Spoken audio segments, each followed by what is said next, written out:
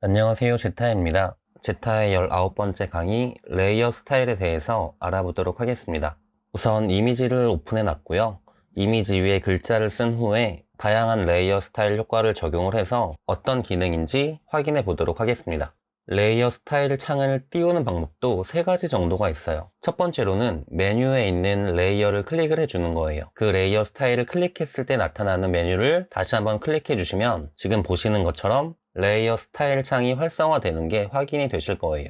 두 번째로는 레이어 창에 있는 FX라는 아이콘 모양을 클릭해 주시는 거예요. FX라는 아이콘을 클릭해서 메뉴가 나타나는 걸 확인하고 선택해 주시면 레이어 스타일 창이 나타나는 걸 확인하실 수 있으실 거예요. 마지막으로 가장 단순한 방법이에요. 레이어 창에 가셔서 효과를 주고자 하는 레이어의 빈 공간을 더블 클릭하시는 거예요. 그러면 쉽게 레이어 스타일 창이 활성화되는 게 확인이 되실 거예요. 이 세 가지 방법 중에 여러분들이 편하신 방법으로 접근을 하시면 좋을 것 같아요.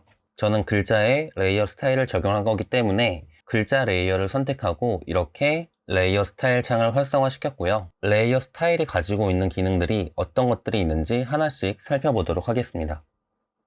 첫 번째로 베벨 앤 엠보스라는 기능에 대해서 알아보도록 하겠습니다. 베벨 앤 엠보스는 말 그대로 입체감을 주거나 두께감을 주는 기능을 의미를 해요. 해당 메뉴를 클릭했을 때 베벨 앤 엠보스에 대한 상세한 옵션을 우리가 컨트롤할 수 있도록 옵션 창이 나타나는 게 확인이 되실 거예요. 스트럭처라는 구조부터 쉐이딩까지 기본적으로 값을 변경을 하게 되면 가장 오른쪽에 프리뷰라고 해서 내가 지금 어떻게 효과를 주고 있는지 확인이 되실 거예요. 디테일한 옵션은 여러분들이 한 번씩 클릭하시면서 알아보시면 좋을 것 같아요. 그래서 기본 값으로 설정을 했더니 지금처럼 약간 입체감이 있는 글자가 만들어지는 게 확인이 되실 거예요. 베벨 앤 엠보스 아래에 있는 컨터를 살펴볼게요. 컨터는 윤곽이라는 뜻이에요. 그래서 여러분들이 지금 만들어진 베벨 앤 엠보스의 윤곽을 이 컨터를 통해서 조금씩 다르게 변화를 줄 수 있는 부분이다 라고 보시면 좋을 것 같아요. 텍스처는 질감이죠. 베벨 앤 엠보스 안에서의 텍스처는 색을 가지고 오지는 못해요. 색을 가지고 오는 게 아니라 이미지, 즉 패턴이 가지고 있는 음영을 가지고 와서 질감을 이렇게 표현을 해줍니다.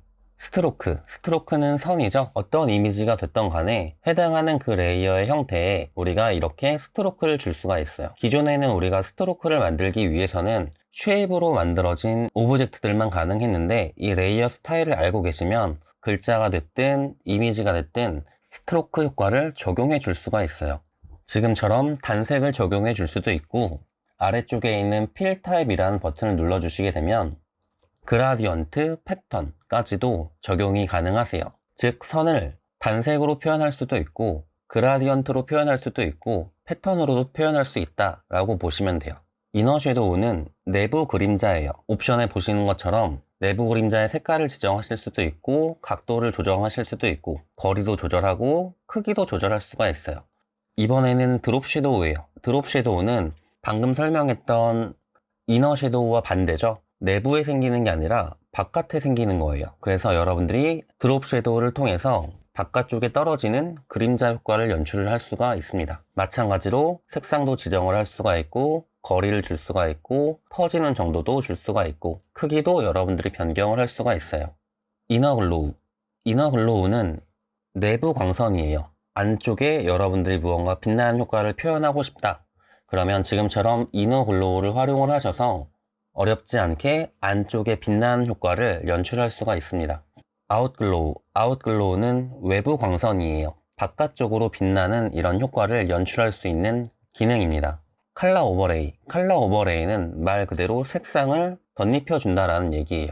컬러 오버레이를 클릭한 후에 컬러 오버레이 옵션을 보시면 직관적으로 원하는 색상을 변경해 줄 수 있다라는 걸 확인하실 수가 있을 거예요. 그라디언트 오버레이, 앞서 봤던 컬러 오버레이처럼 그라디언트도 우리가 입혀줄 수가 있어요. 그라디언트를 사용하는 방식은 우리가 이전에 배웠던 방법과 동일해요. 그라디언트 에디터 창을 클릭해 주시면 어렵지 않게 색상을 적용할 수 있는 게 확인이 되실 거예요.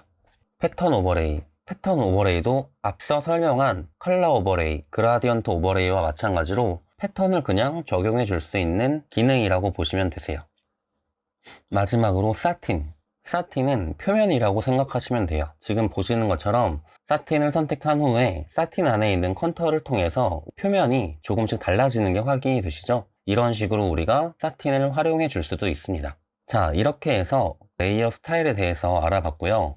레이어 스타일을 활용해서 간단한 예제를 만들어 보고 마치도록 하겠습니다.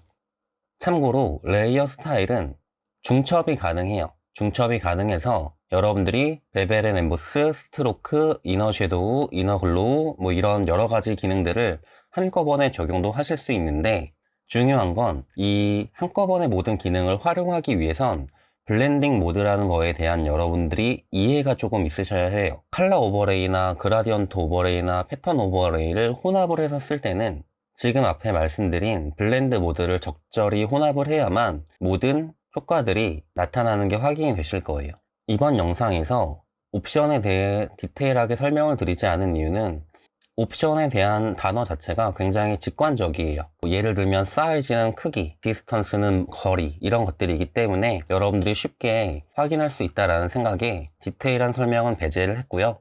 매번 말씀드리지만 결과적으로 여러분들이 뭐가 어떻게 달라지는지, 어떻게 변화가 일어나는지를 확인을 하시다 보면 어렵지 않게 레이어 스타일에 대해서 숙지를 하실 수 있게 될 거예요. 자, 예제를 만들어 보도록 하겠습니다. 배경은 같은 배경을 쓸 거고요.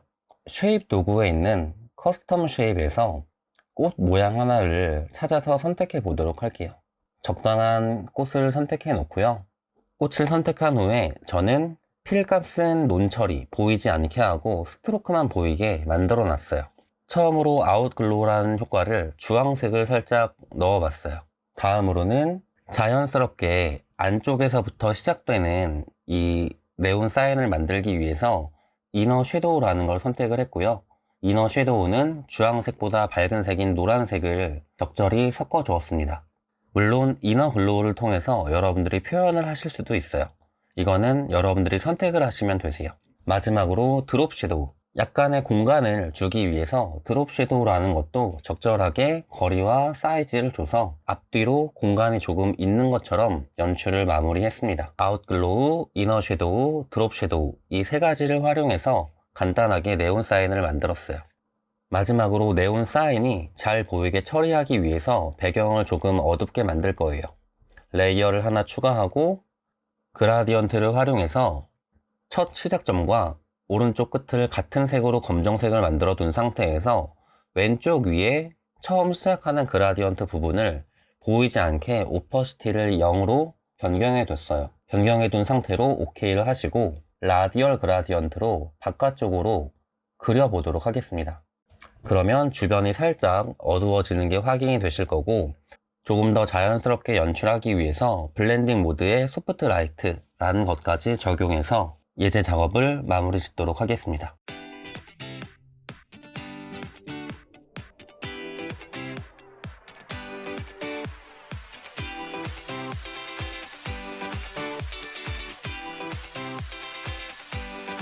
다음 시간에는 채널을 활용해서 눕기를 따는 다양한 방법에 대해서 알아보도록 하겠습니다. 그러면 다음 시간에 뵙도록 하겠습니다.